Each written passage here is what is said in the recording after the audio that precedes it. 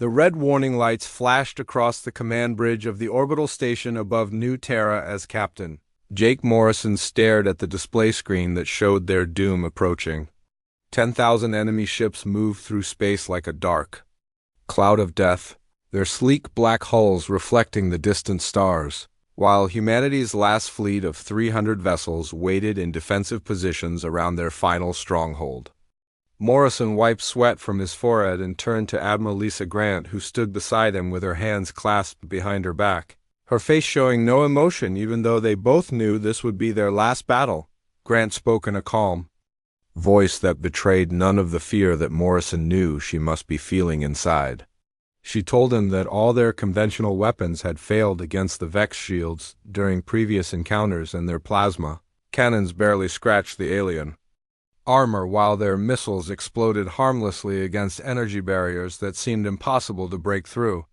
Morrison nodded and looked at the tactical display where Colonel Pete Barnes was coordinating ground defenses on the planet below, his voice crackling through the communications system as he reported that alien dropships were already breaking through the outer defense grid. The Vex had been conquering human space for 3 years now, moving from system to system with methodical efficiency that reminded Morrison of a machine grinding through soft metal. They never negotiated and never showed mercy, simply arriving in overwhelming numbers and destroying everything that resisted while enslaving whatever populations remained. Morrison had seen the reports from fallen colonies where humans were kept alive only to serve as workers in mining operations that stripped planets bare before the Vex moved on to their next target. Barnes' voice came through the speakers again, reporting that the first wave of Vex ground troops had landed near the capital city and were advancing despite heavy resistance from human forces. Morrison could hear explosions in the background, and knew that brave men and women were dying down there while he watched helplessly from orbit.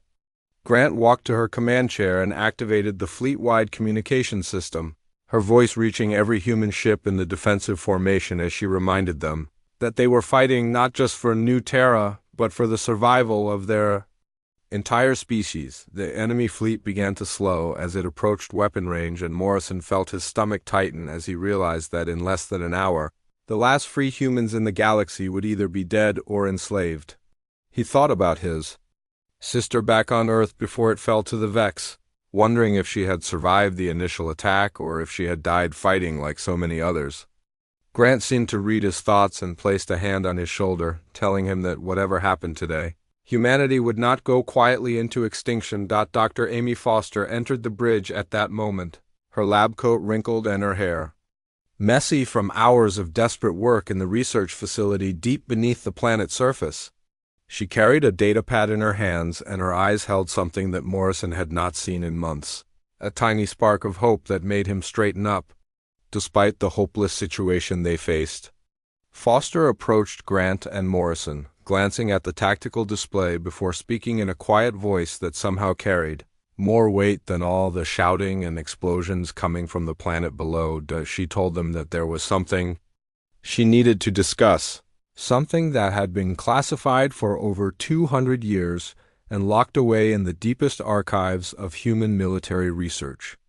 Morrison felt his heart skip a beat as Foster explained that their ancestors had developed weapons and techniques that were considered too dangerous to use, technologies that had been sealed away because early human leaders feared what might happen if they were ever unleashed. Grant leaned forward and asked what kind of weapons could be more dangerous than the extinction they currently faced. Foster looked at both officers and said that the weapons were not machines or bombs or any kind of technology that could be built in a factory. She explained that the most dangerous weapon humanity possessed was something that had always been part of them, something written into their genetic code by millions of years of evolution on a hostile world where only the strongest and most adaptable survived. Morrison asked her to explain what she meant, and Foster took a deep breath before telling them about something called the Genesis Protocol.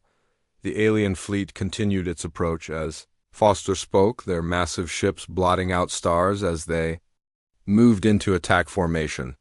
Barnes reported from the surface that human forces were being pushed back toward the city center and would not be able to hold their positions much longer without reinforcement that simply did not exist. Grant looked at the tactical display and then back at Foster, asking her directly if this Genesis protocol could help them win against odds that seemed impossible to overcome. Foster hesitated for a moment before answering that the protocol might give them a chance, but it would change everything about what it meant to be human, and there would be no going back once the process began. Morrison felt time running out as enemy weapons began charging for their first attack and made the decision. That would determine whether humanity survived or died in the next few hours.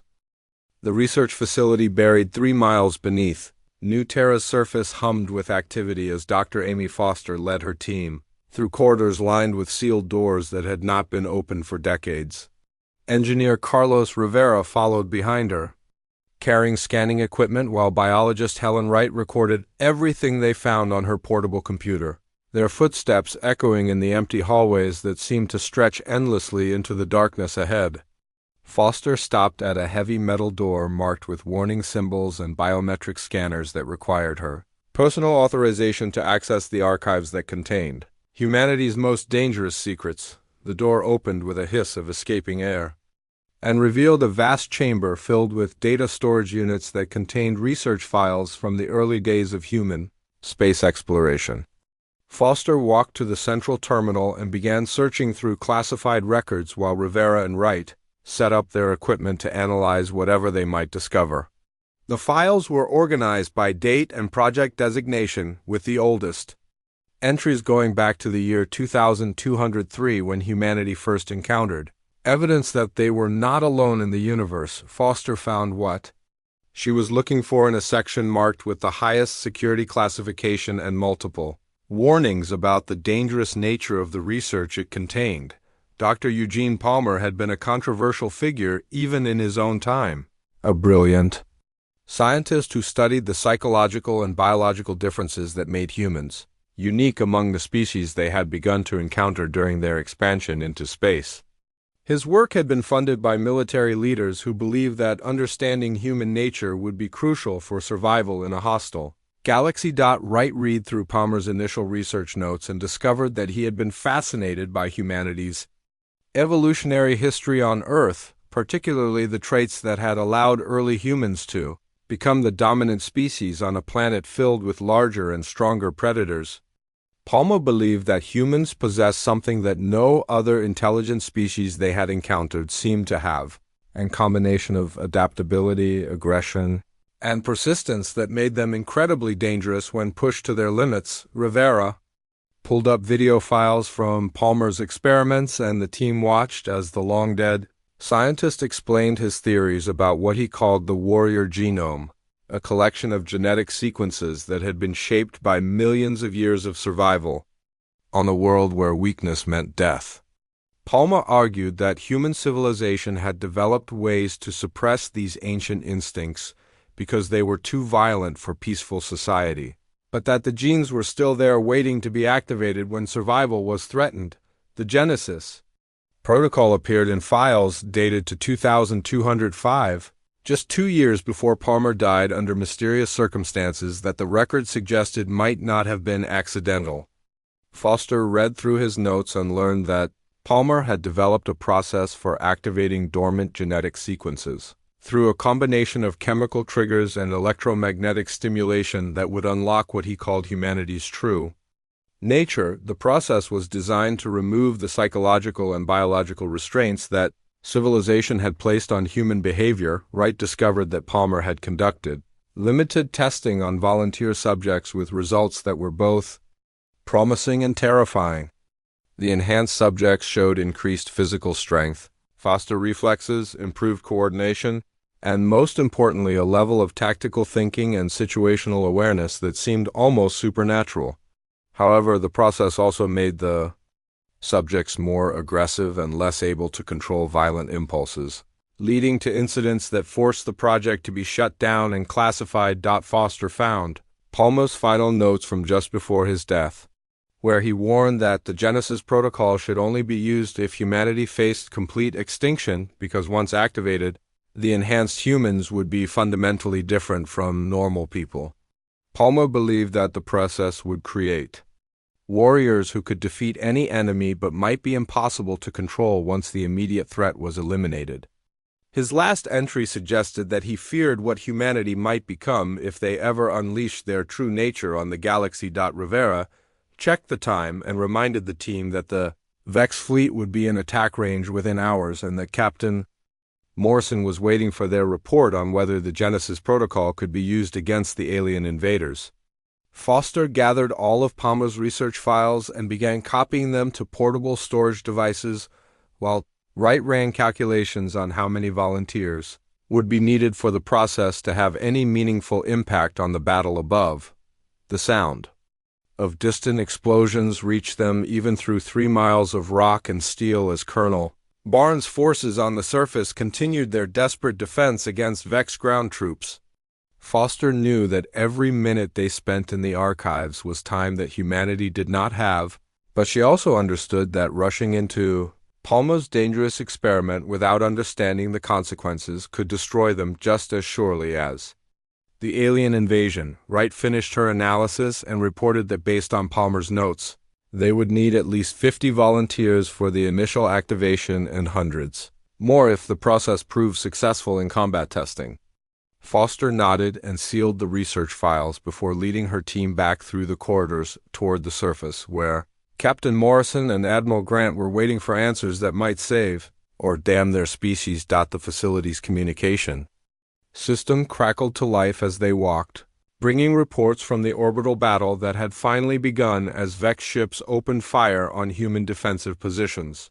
Foster quickened her pace as she realized that time had run out and decisions would have to be made based on 200-year-old research that had never been fully tested. She carried Palmer's legacy in her hands, wondering if humanity's salvation lay in unleashing the very instincts that their ancestors had spent thousands of years trying to control. Lieutenant Commander Ryan Clark stood in the medical facility deep beneath New Terra's surface as Dr. Foster explained the Genesis Protocol to him and 49 other volunteers who had stepped forward when Admiral Grant put out the call for test subjects. The volunteers included seasoned soldiers like Sergeant Maria Santos, who had survived 3 major battles against the Vex, young Marines like Corporal Danny Hughes, who had lost his entire family in the fall of Alpha Colony, and veterans like Private First Class Kevin Turner, who had been fighting aliens for 2 years without a single victory.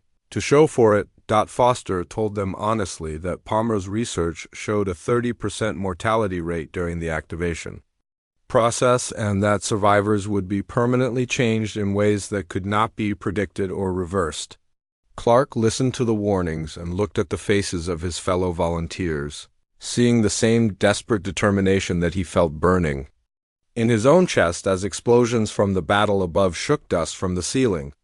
Santos asked Foster what exactly would happen to them if they survived the process, and the doctor admitted that Palmer's notes were incomplete but suggested they would become something between human and something else entirely. The activation chamber had been hastily assembled using Palmer's original blueprints and filled with equipment that Rivera had built based on 200-year-old designs that might or might not work correctly. Clark lay down on one of the medical tables while technicians attached monitoring devices to his body, and Foster made final preparations for a procedure that had never been attempted on this scale.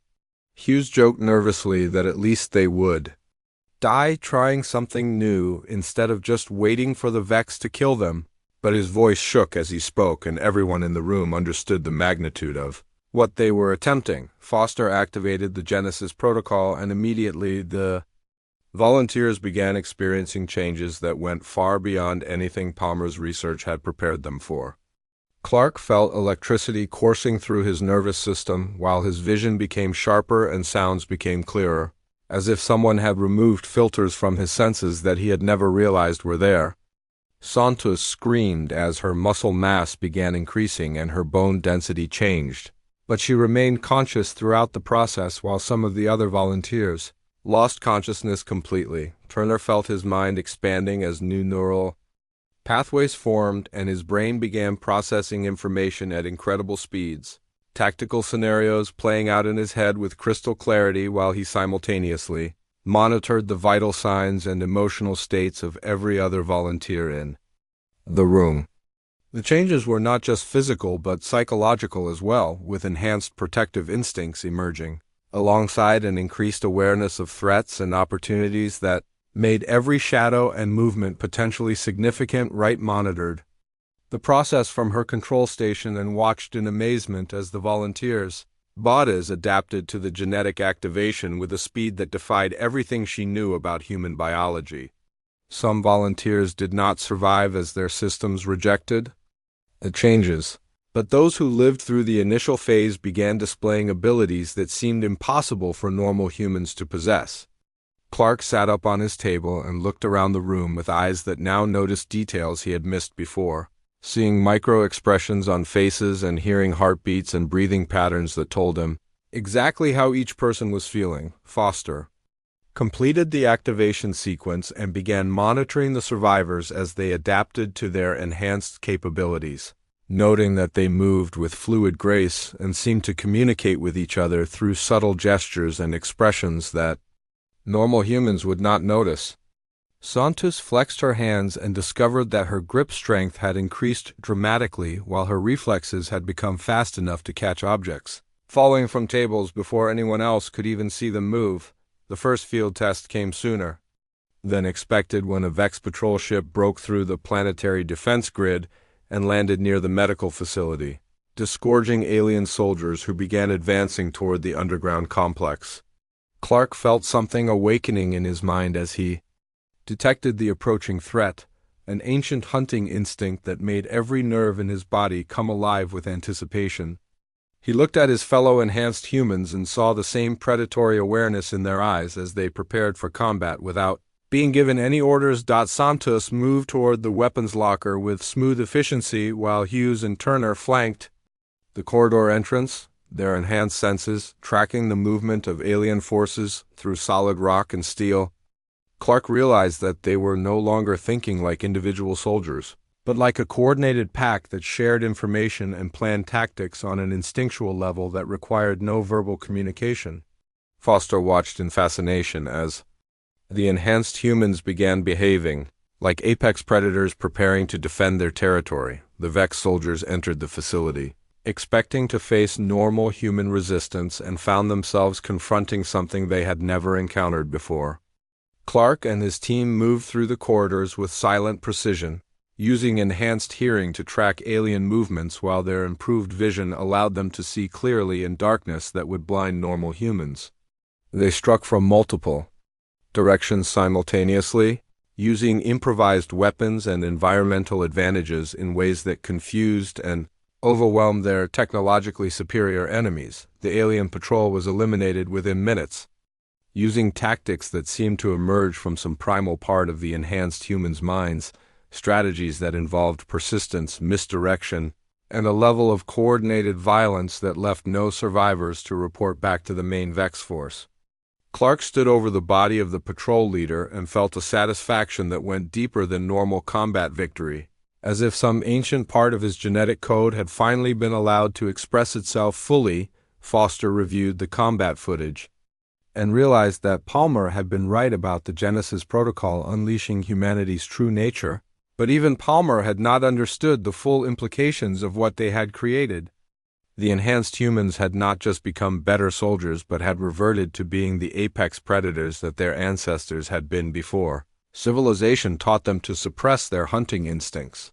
Clark looked at his team and knew that they had crossed a line from which there would be no return, but as another wave of Vex forces approached the facility, he felt only anticipation for the hunt that was about to begin. Word of the successful Genesis Protocol activation spread through the remaining human colonies faster than official communications could travel, as survivors from the Vex Patrol encounter described warriors who moved like shadows and fought with a ferocity that seemed impossible for normal humans to achieve. Commander Linda Hayes volunteered for the second wave of enhancement along with Special Forces operative Sergeant First Class Tony Mitchell and hundreds of other soldiers who had witnessed the enhanced humans in action and wanted to join their ranks.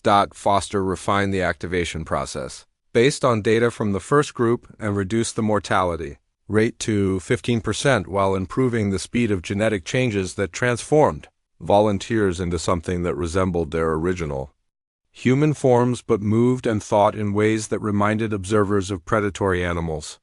Hayes underwent the enhancement procedure and emerged with heightened senses that allowed her to track individual targets through crowded battlefields, while Mitchell discovered that his enhanced mind could process tactical information and enemy movement patterns with computer-like precision.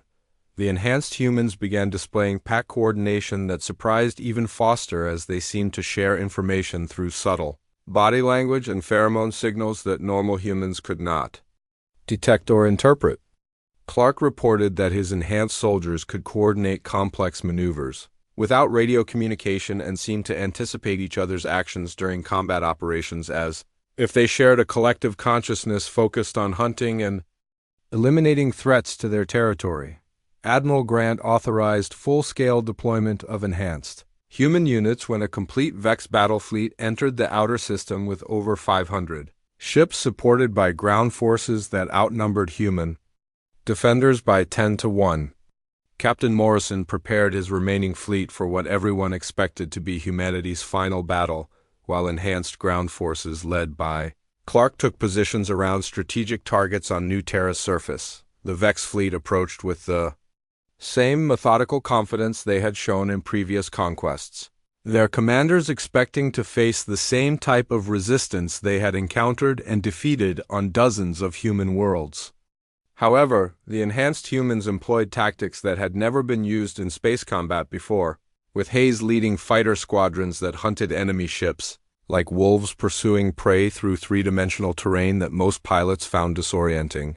Hayes and her enhanced pilots moved through the battle space with an intuitive understanding of momentum and gravity that allowed them to predict enemy movements and position themselves for ambush attacks that caught Vex fighters completely off guard. The alien pilots found themselves being hunted by humans who seemed to know exactly where they would be before they arrived there, using techniques that resembled persistence hunting more than conventional dogfighting. Ground forces led by Santos and Hughes began employing guerrilla tactics that drew on ancient human hunting strategies, using patience and endurance to wear down Vex troops who had been trained for quick, decisive battles against enemies who fought in predictable patterns. The enhanced humans would strike at enemy formations and then disappear into terrain that they seemed to understand instinctively, forcing the aliens into extended pursuits that exhausted their forces while human casualties remained minimal. Mitchell coordinated psychological warfare operations that exploited the enhanced humans' ability to read enemy body language and emotional states, using intimidation tactics and strategic positioning to create fear among Vex troops who had never experienced doubt or uncertainty in previous battles. The aliens began reporting encounters with human forces that seemed to appear from nowhere and vanish before effective retaliation could be organized. Foster monitored the battle from her research facility and observed that the enhanced humans were not just winning individual engagements, but were fundamentally changing the nature of the conflict from a conventional military operation into something that resembled a massive hunting expedition. The enhanced humans treated enemy forces as prey to be tracked, cornered, and eliminated rather than opponents to be defeated through superior firepower or tactical positioning. Turner led reconnaissance missions that used enhanced sensory capabilities to gather intelligence on Vex positions and movement patterns, providing information that allowed human forces to predict enemy actions with unprecedented accuracy. The enhanced humans seemed to understand alien psychology on an instinctual level that allowed them to exploit weaknesses and fears that previous human forces had never recognized or targeted. The battle continued for 18 hours as enhanced human forces systematically dismantled Vex formations using coordinated attacks that struck multiple targets simultaneously while maintaining communication through methods that alien intelligence services could not intercept or decode. Hayes reported that her pilots were not just shooting down enemy fighters, but were actively hunting them through the battle space, using persistence techniques that eventually broke down alien morale Overlord Zephron commanded the Vex fleet from his flagship and watched his forces being systematically destroyed by human tactics that defied everything his species had learned about warfare during centuries of conquest. His military advisors reported that human forces were displaying behavioral patterns that suggested they were not fighting a defensive battle, but were actively hunting Vex troops with a level of coordination and persistence that seemed biologically impossible for any known intelligent species. Clark led the final assault on the main Vex landing zone using enhanced humans who moved through enemy positions like apex predators, eliminating threats to their pack territory. The aliens found themselves facing warriors who seemed to know exactly where they were hiding and what they were planning to do next, using weapons and tactics that appeared to be improvised in real time but proved devastatingly effective against technology that had conquered dozens of other species, the Vex. Retreat began when alien commanders realized that their forces were not just losing the battle, but were being systematically hunted by predators who showed no sign of tiring or giving up the pursuit. Foster reviewed battle reports and realized that the Genesis Protocol had not created better human soldiers but had unleashed humanity's original nature as the galaxy's most effective persistence hunters, predators who could track their prey across any terrain and never stop pursuing until the hunt was complete. The victory at New Terra sent shockwaves through Vex territory as reports of the battle reached alien commanders, who had never experienced defeat against any species they had encountered during their centuries of expansion across the galaxy.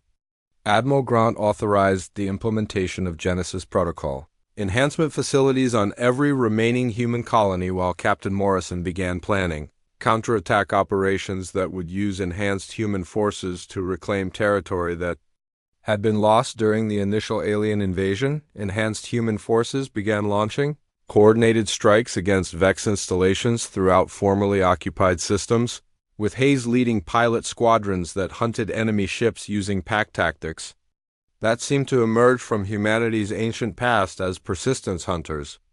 The enhanced pilots demonstrated an ability to work together that went beyond normal military coordination, sharing information through subtle signals and moving through space combat zones with the fluid precision of predators who had evolved to hunt as a coordinated group. Morrison discovered that enhanced human crews could operate starships more effectively than normal humans, because their improved reflexes and tactical awareness allowed them to respond to threats and opportunities faster than conventional tactical systems could process information.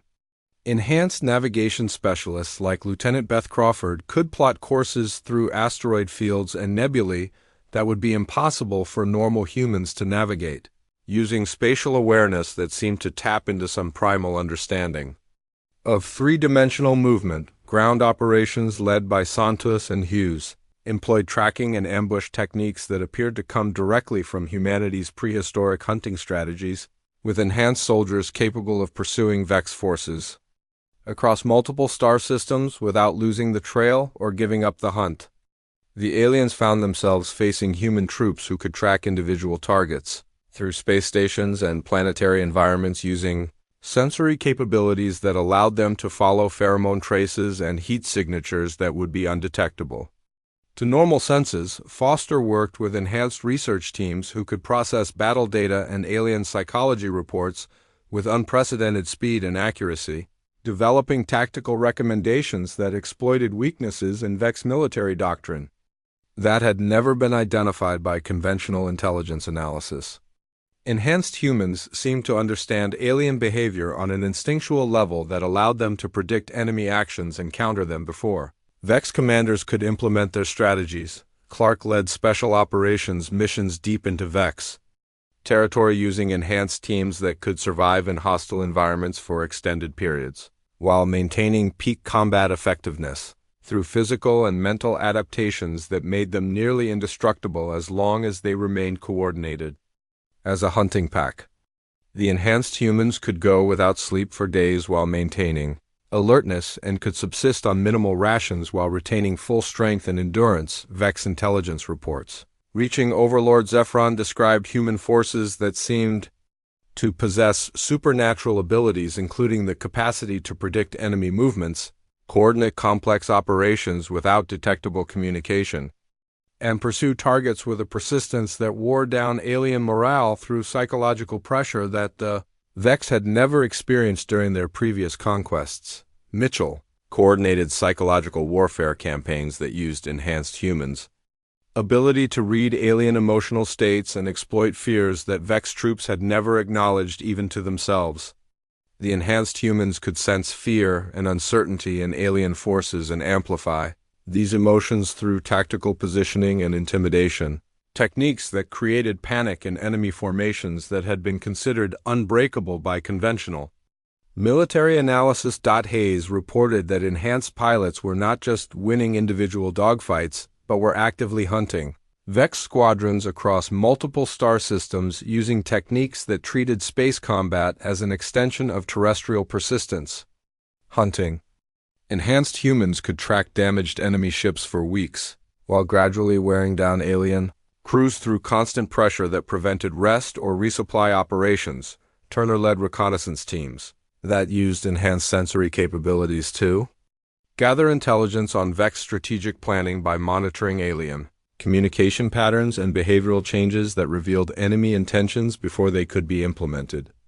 Enhanced humans could detect stress and deception in alien communications and predict changes in enemy strategy through subtle indicators that normal intelligence analysts would never notice. The systematic collapse of Vex military effectiveness began when alien commanders realized that human forces were not fighting according to any known military doctrine, but were instead behaving like apex predators who treated warfare as an extended hunting expedition. Enhanced human forces demonstrated patience and persistence that allowed them to maintain pressure on enemy positions for months without showing any signs of fatigue or reduced effectiveness. Foster made a disturbing discovery while analyzing combat reports from enhanced human operations across multiple star systems, realizing that the Genesis Protocol was not just making humans better soldiers but was reverting them to their original nature as the galaxy's most dangerous persistence. Hunters.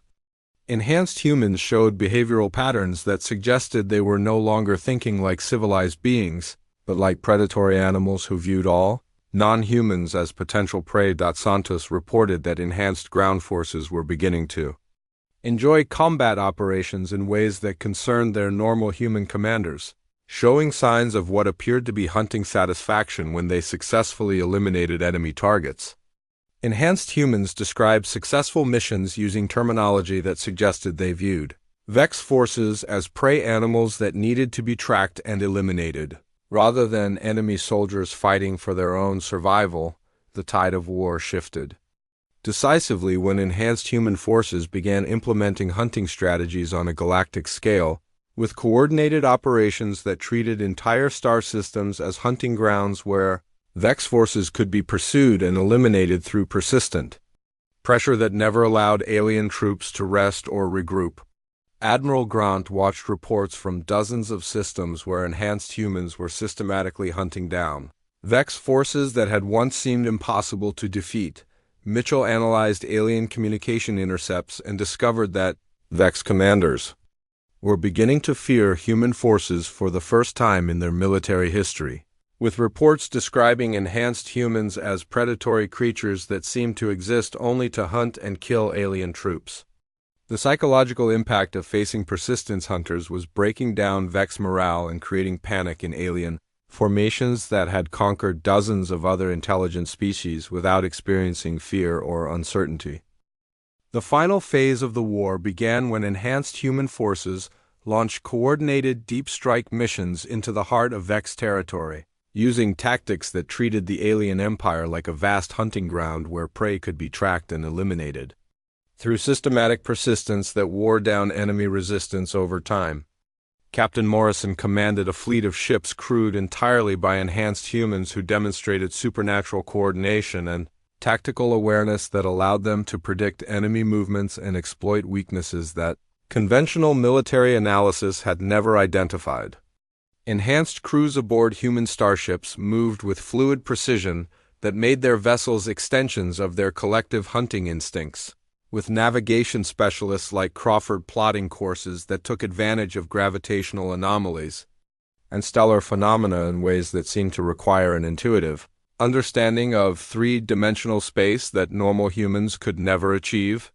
Morrison watched his enhanced crew members work together without verbal communication, while maintaining perfect coordination during complex fleet maneuvers that would have been impossible for normal human forces. Lieutenant Commander Clark led the most ambitious mission of the war when enhanced special operations teams began tracking Overlord Zephron himself across multiple star systems, using persistence hunting techniques that had been refined over millions of years of human evolution. The enhanced humans could follow traces of the alien commander's presence through space stations and planetary facilities that he had visited weeks earlier, using sensory capabilities that allowed them to track individual sense and heat signatures through the vacuum of space. Clark's teams demonstrated hunting patience that defied normal military doctrine by spending months pursuing their target while gradually learning his movement patterns and behavioral habits, slowly tightening the net around Zephron while eliminating his support network through coordinated strikes that appeared random but were actually part of a complex hunting strategy designed to isolate the prey from its protective herd. Santos led ground forces that systematically cleared Vex strongholds throughout the alien empire using techniques that resembled pack hunting more than conventional warfare, with enhanced humans working together to drive enemy forces into prepared killing zones where they could be eliminated without risk to the hunting pack.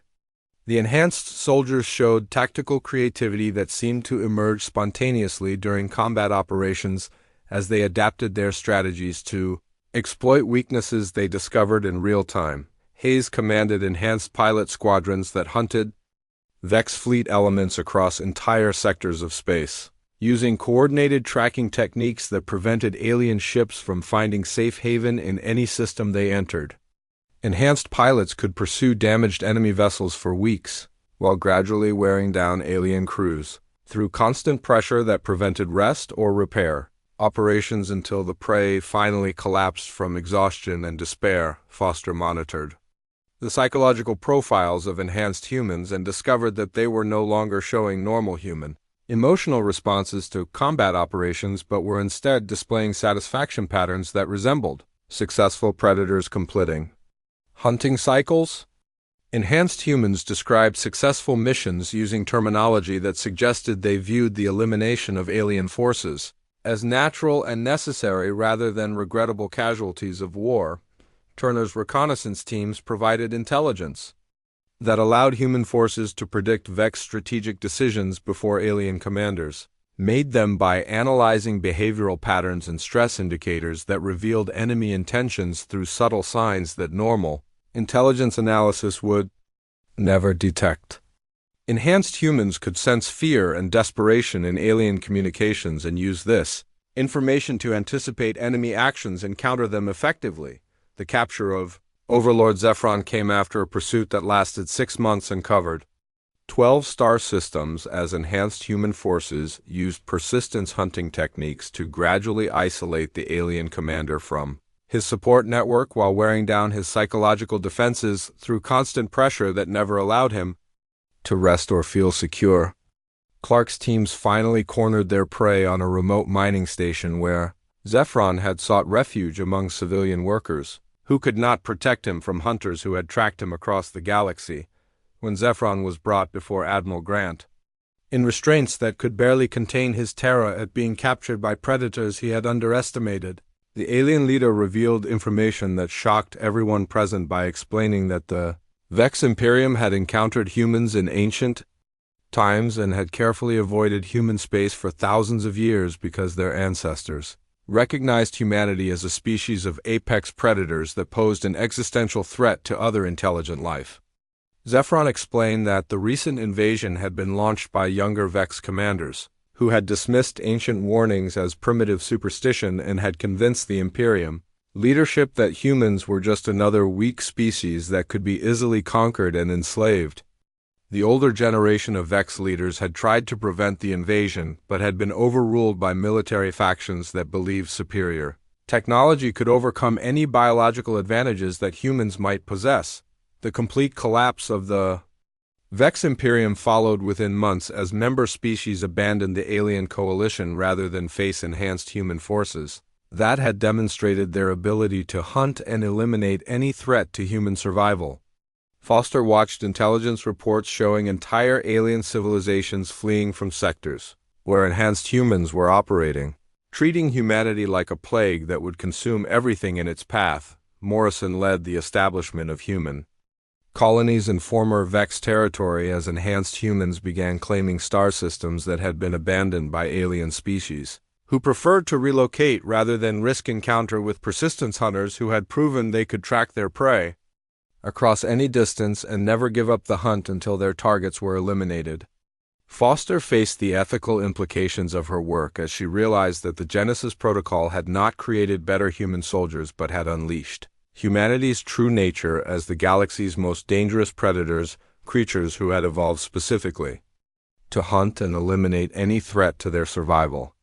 Enhanced humans were no longer fully human in any meaningful sense, but had become something that other species would fear and avoid for the remainder of galactic history. The story concluded with enhanced human ships spreading across the galaxy, carrying crews that had remembered what humanity had always been beneath the veneer of civilization, not diplomats or philosophers or builders, but the most successful hunters and survivors the universe had ever produced.